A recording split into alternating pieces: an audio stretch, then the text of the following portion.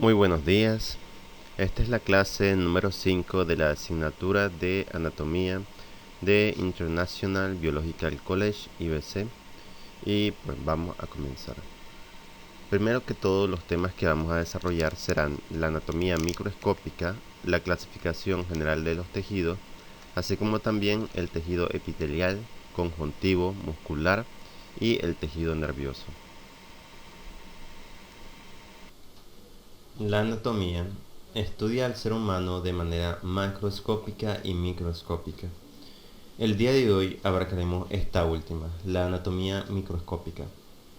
Es la que se relaciona con el estudio de las estructuras corporales que no son visibles a simple vista y las cuales van a requerir de instrumentos para su ampliación, tales como microscopios ópticos o electrónicos. La anatomía microscópica se divide en la citología y la histología. La citología es la encargada del estudio de las células, mientras que la histología es la que se encarga del estudio de los tejidos del cuerpo humano. Para ponerlo más en perspectiva, todos los organismos vivos están constituidos de miles de millones de células, que van a formar en última instancia el organismo. Ya lo vimos anteriormente en las clases pasadas, como partiendo de un cigoto, este se divide una y otra vez en varias células y después se hace la diferenciación que da como resultado los distintos órganos. Y pues en las capas se dividía en el ectodermo, mesodermo y endodermo. El ectodermo, que forma el sistema nervioso y la piel; el mesodermo, que forma el sistema musculoesquelético y el sistema urogenital; y el endodermo, que forma los pulmones, el sistema digestivo y también algunas otras glándulas. Pues bien, ahora veremos esto con un poco más de detalle. Primero partamos desde lo más básico. ¿Qué es una célula? Bien, la célula se define como la unidad funcional más pequeña del cuerpo humano. Un organismo vivo que, como todos, cumple una serie de funciones que conforman el metabolismo celular. Estas funciones son la nutrición, la relación y la reproducción, las cuales permiten a la célula mantenerse con vida. Ahora, la imagen que tenemos aquí muestra lo que es una célula eucariota y una célula procariota. Aquí podemos ver sus distintas partes, son muy similares, pero la característica principal que las diferencia es que la célula eucariota posee una envoltura nuclear, o sea, un núcleo, y la célula procariota no lo presenta. Aquí en el núcleo está presente lo que es el material genético, o ADN, mientras que en la célula procariota su material genético está disperso en el citoplasma y pues no hay nada que lo delimite. A ver, aquí podemos ver varios conceptos que están interrelacionados. Estos son la membrana plasmática, el citoplasma y, aunque no esté marcado, también las mitocondrias. Primeramente quiero que vean la membrana plasmática. Es también llamada membrana celular. Se trata de una estructura que, como pueden ver, rodea la célula y limita el exterior con el interior, o sea, el espacio intracelular y el espacio extracelular. Otra de sus funciones también es de regular la entrada y también la salida de distintas sustancias. Después tenemos el citoplasma aquí. Se trata de un contorno acuoso en el cual está contenido tanto el núcleo como también las mitocondrias de la célula. Y pues obviamente por último, como ya había mencionado, están las mitocondrias, que no están señaladas en este dibujo, pero son estas. Vamos a verlas más a detalle. Ok, aquí las tenemos. Las mitocondrias. Las mitocondrias son los organulos encargados de suministrar la mayor parte de energía que necesita la célula para su actividad, es decir, la respiración celular. Asimismo, también se encarga de la síntesis de adenosín trifosfato, el ATP. Ahora, el ATP es un nucleótido que sirve para el transporte energético de las reacciones bioquímicas que se producen en el interior de la célula y para mantener sus funciones activas, como por ejemplo la síntesis de ADN y ARN, la síntesis de proteínas, el transporte de determinadas moléculas a través de la membrana celular, etc. Podemos ver que está formada por un grupo adenosina más ribosa y un grupo trifosfato. Entre las funciones del ATP también tenemos a que ayuda en el transporte y el movimiento de sustancias a través de la membrana. También suministra energía que es necesaria para las contracciones musculares y es una fuente de energía necesaria para la síntesis de macromoléculas, es decir, moléculas que son demasiado grandes para que pasen directamente por la membrana plasmática, pero que son necesarias para la subsistencia de la misma célula. Tengamos en cuenta esos conceptos por un momento y veamos el metabolismo celular. Ya mencionamos que consistía en tres cosas: la nutrición, la relación y la reproducción de la célula. La nutrición, que mantiene a la célula con vida; la relación, que vincula a la célula con el medio; y la reproducción, que perpetúa la especie celular. Empecemos con la nutrición. La nutrición de la célula se realiza gracias a la membrana plasmática. Una membrana, como ya habíamos mencionado, semipermeable, que permite la entrada de sustancias al citoplasma, pero de una manera selectiva. Estas sustancias después pueden ser usadas por la célula en diferentes funciones relacionadas con su metabolismo, que corresponde pues a su metabolismo la digestión, la respiración y la síntesis de proteínas. Es más, en todo esto que solamente permite la entrada de ciertas sustancias así de manera selectiva, es que hay moléculas que son demasiado grandes para pasar directamente a formar parte de los componentes de la célula. Estas son las macromoléculas y tienen que ser transformados en moléculas más simples mediante el proceso de digestión celular, o sea, la primera fase de las funciones metabólicas de la célula. Una vez ahí simplificada, la molécula puede incorporarse ahora sí al citoplasma y pues son asimilados. De este modo, estas sustancias simples se encuentran en condiciones de ser utilizadas por la célula como una fuente de energía, ya sea en la respiración o bien como material en la síntesis de otras sustancias. Como ya dije, esa función se le conoce como digestión celular, pero también hay otras que habíamos mencionado: la respiración celular y la síntesis de proteínas.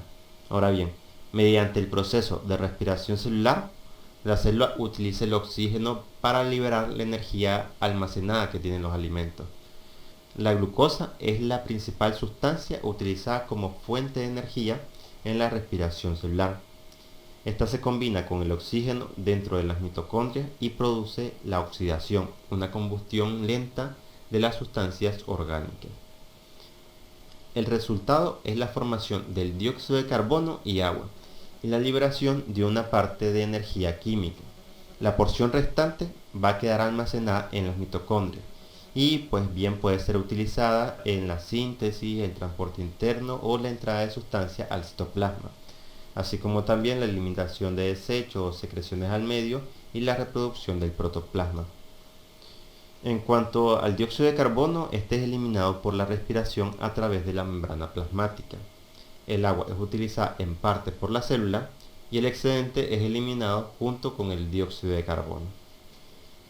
Y pues la última de las funciones metabólicas es la síntesis de proteínas. La misma célula se encarga de fabricar las proteínas que van a necesitar, esto a partir de los aminoácidos, que son sustancias orgánicas asimiladas. Este proceso está controlado por lo que es el ADN, el ácido desoxirribonucleico, el cual rige todas las actividades que realiza la célula y se encuentra en el núcleo. Los aminoácidos así pues se transforman en proteínas en el interior del ribosoma. Ahora, a todo esto podemos decir que los organismos vivos se pueden clasificar según el número de células. Esta clasificación es en unicelulares y pluricelulares. Unicelulares, que solamente poseen una célula, como por ejemplo los protozoos, las bacterias y algunos microorganismos. Y pluricelulares, los cuales poseen varias células, que son organismos complejos como las plantas, los animales e incluso el propio ser humano. Y aquí es donde entramos a la reproducción celular, O más precisamente nos hacemos el cuestionamiento: ¿cómo se reproducen las células? Bueno, las células se reproducen por medio de un proceso conocido como división celular. Esta división celular puede ser de tres formas. Puede ser ya sea directa, indirecta o reduccional. En relación a esto de indirecta y reduccional, la indirecta también es llamada mitosis. La reduccional es llamada también meiosis. Esos son unos conceptos que los podrían encontrar dentro de los textos. Pero empecemos con la directa. La directa es un tipo de división que solamente tienen lugar en células muy sencillas, como por ejemplo las bacterias, las cuales carecen de un núcleo diferenciado. Esto último, que carecen de un núcleo diferenciado, es porque hay dos tipos de células. Estas ya las habíamos mencionado: las células eucariotas y las células procariotas. Las procariotas tienen un núcleo diferenciado y es ahí, en su núcleo, donde se encuentra el material genético, mientras que las células eucariotas carecen de ese núcleo diferenciado y este se encuentra disperso en el citoplasma, la cual es otra característica que tienen las bacterias. Lo importante es que la división celular directa es propia de las células que no tienen núcleo diferenciado. Aquí el protoplasma se estrangula y el material celular se reparte entre las células hijas. Después de eso tenemos la división celular indirecta, también llamada mitosis. Es la forma más común de la división celular y tiene lugar en células somáticas del cuerpo que presentan doble número de cromosomas, es decir, que son diploides. Consiste en duplicar y distribuir los cromosomas en los núcleos de las dos células resultantes. De esta manera, las células hijas van a mantener el mismo número de cromosomas que su célula de origen. Aquí tenemos dos conceptos importantes para comprender esto, los cuales son el cromosoma y la cromatina. La cromatina es el conjunto de ADN y proteína que se encuentra en el núcleo y que constituye el cromosoma. En otras palabras, son el ADN que va a dar paso al cromosoma. Y después tenemos los cromosomas. Los cromosomas son los portadores de la mayor parte del material genético y condicionan las características hereditarias, o sea, del padre y de la madre. Es decir, en la división celular indirecta lo que ocurre es que se duplica el material genético de las mismas, resultando en dos células con el mismo número de cromosomas o pues con la misma cantidad de material genético. Aquí podemos ver cómo se produce la reproducción celular indirecta o mitosis. Esta se divide en 5 fases, las cuales son la interfase, la prefase, la metafase, la anafase, que también aquí estaría la parte de anafase tardía, y la telofase. Vamos a empezar con la interfase. Aquí los filamentos de cromatina, o sea, formados por el ADN, como lo habíamos mencionado hace un momento, se duplica en el interior del núcleo de la célula. Entre tanto, en el citoplasma, los centriolos, que son estos verdes que podemos ver aquí, se dividen y se alejan entre sí. Después, en las prefases, podemos ver incluso estos centriolos. Los filamentos cromosomáticos se acortan y se estrechan y dan origen a los cromosomas. Dos filamentos idénticos unidos por un centrómero. Al mismo tiempo, los centriolos se ubican en los polos opuestos de la célula a través de un uso que se origina entre ellos, como pueden ver en la interfase, en la prefase, como estos se van alejando de manera opuesta. Después tenemos la metafase. Los cromosomas se ubican en una línea. La célula ya está lista para dividirse en dos células hijas. Cada una de ellas va a tener una copia de ADN. Y después, en la anafase, los centrómeros, estos se separan y el número de cromosomas de la célula se duplica a medida de que el citoplasma se va estrangulando. Al mismo tiempo, las fibras del uso se acortan y empujan los centrómeros y los cromosomas hacia los polos opuestos. Y ya por último, en la telofase, la célula queda dividida en dos células hijas. Cada una tiene un número idéntico de cromosomas formados por delgados filamentos de cromatina, como en el principio.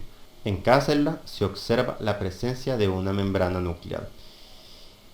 Y pues ese proceso se va a ir realizando una y otra vez. Y bueno, en relación a la reproducción celular, por último tenemos la reproducción celular reduccional, también llamada meiosis, que da origen a los gametos, o sea, lo que viene siendo el óvulo y el espermatozoide.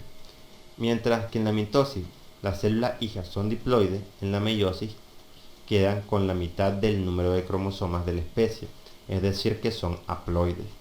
En la fecundación, las células haploides se unen y recomponen en el cigoto, o sea, el huevo, cuando ya es fecundado, el número cromosomático de la especie. Es decir, en el gameto femenino, el óvulo, se encuentra la mitad de los cromosomas y en el gameto masculino, la otra mitad. Gracias a la división celular se produce el crecimiento de lo que son los órganos pluricelulares con el crecimiento de los tejidos. Bien, ahora pasaríamos a la clasificación de los tejidos del cuerpo. Ya vimos lo que es la célula. Esta es la unidad funcional más pequeña del ser humano. Pues bien, un conjunto de células, de manera agrupada, van a formar lo que es un tejido. El tejido es, como ya dije, un conjunto de células de la misma naturaleza que se ordenan de forma regular y van a desempeñar una determinada función en conjunto. Hay 4 tipos básicos de tejidos, los cuales son el tejido conectivo, el tejido epitelial, el tejido muscular y también el tejido nervioso. El tejido conectivo sostiene y une otros tejidos como el óseo, el sanguíneo y el linfático. El tejido epitelial sirve de cobertura. Entre estos se encuentra la piel y el revestimiento de varios conductos en el interior del cuerpo. Después está el tejido muscular, que consta con el músculo estriado o voluntarios que mueven el esqueleto y del músculo liso, tal como el que rodea al estómago. Y por último está el tejido nervioso. Está formado por células nerviosas o neuronas y sirven para llevar mensajes hacia y desde varias partes del cuerpo. Lo que ocurre es que en estos tejidos también hay varias subdivisiones, las cuales vamos a ver a continuación. Empecemos con el tejido conectivo. El tejido conectivo tiene como función, como ya dijimos, la de unir a los tejidos restantes de nuestro cuerpo. Está formada por células, fibras y también sustancia intercelular. Y bueno, ahí de acuerdo al espacio y a las características que se presentan en la sustancia intercelular, esta se puede dividir en varios, como por ejemplo el tejido conectivo adiposo, el tejido cartilaginoso, el tejido laxo, el tejido fibroso denso, el tejido hematopoyético y el tejido óseo. Empezando con el tejido conectivo adiposo, el primero de todos, pues la mayor parte de las células que lo conforman son células que acumulan grasa y la sustancia intercelular es muy poca. Dentro de ellas se encuentran lo que son las fibras y este tejido se halla principalmente en el abdomen y en los glúteos. Después tenemos el tejido cartilaginoso. La sustancia intercelular aquí es como un plástico duro y es bastante resistente. Tiene como función recubrir la superficie de los huesos que intervienen en la articulación y el pabellón de la oreja y las aletas de la nariz. Después el tejido conectivo laxo. La sustancia intercelular es abundante. Las células y las fibras se presentan en números semejantes. Este tejido se ubica debajo de lo que viene siendo el epitelio, circundando los músculos, nervios y vasos sanguíneos. Después tenemos el tejido fibroso denso. Esta presenta pocas células y numerosas fibras. Constituye la dermis, una capa profunda de la piel, y también los tendones, los cuales van a fijar los músculos y los huesos. Son el punto de unión entre estas dos estructuras. Después tenemos el tejido hematopoyético. Su función es fabricar las células sanguíneas, o sea, los glóbulos rojos, glóbulos blancos y también las plaquetas, las cuales pues van a ayudar en el proceso de coagulación sanguínea. Lo encontramos en el interior de algunos huesos, como las costillas, las vértebras, las extremidades y algunos huesos del cráneo. Y por último tendríamos el tejido óseo. Y por último tenemos el tejido óseo. Aquí las células tienen numerosas prolongaciones que se interconectan. La sustancia intracelular es de mayor solidez que la del tejido cartilaginoso y su dureza se debe a la presencia de sales de calcio en los huesos. Después tenemos el tejido epitelial con su subdivisión. El tejido epitelial cumple con la función de protección. Por ello sus células se ubican bien juntas. De acuerdo con el lugar del cuerpo que estén ubicadas, reciben distintos nombres, como la dermis, el endotelio y el epitelio. La primera, la dermis, conforma la superficie exterior del cuerpo. Este tejido se halla expuesto a un desgaste permanente. Por eso está conformado por numerosas capas y estratos que son conocidas como epitelio estratificado. Las células en su superficie se deshidratan por la falta de humedad, entonces mueren y se desprenden. Para evitar quedarnos sin ellas, las células de la capa inferior se reproducen constantemente. Las células nuevas se trasladan hacia la superficie y así reemplazan las células muertas. Cuando sufrimos quemadura o rasguño, muchas de las células del epidermis mueren. En consecuencia, el proceso que hemos descrito se produce de la misma forma, con el fin de poder sustituir las células que el cuerpo vaya perdiendo. Y pues después tenemos el endotelio y el epitelio. El endotelio es la que recubre el interior del corazón y los vasos sanguíneos. Y el epitelio envuelve el interior de los órganos del aparato digestivo, respiratorio, urinario, reproductor, entre otros. Generalmente está conformado por una capa de células conocida como epitelio simple. En algunos casos, como en el intestino, el epitelio cumple una doble función, porque además de proteger, también ayuda a la absorción de las sustancias, que justamente pues aquí en el intestino es que se absorbe lo que viene siendo la sustancia y las vitaminas que tienen los alimentos, la absorción de los nutrientes propiamente. Otras veces este tejido también cumple con una función secretora, como en el caso del epitelio de la tráquea o de algunas glándulas. Después tenemos el tejido muscular. Este está formado por células que tienen gran capacidad para contraerse, o sea, acortarse. El aspecto de estas es alargado, razón por la cual se le denominan como fibra. Pueden dividirse en tres categorías, las cuales son el tejido muscular liso, el tejido muscular estriado y el tejido muscular cardíaco.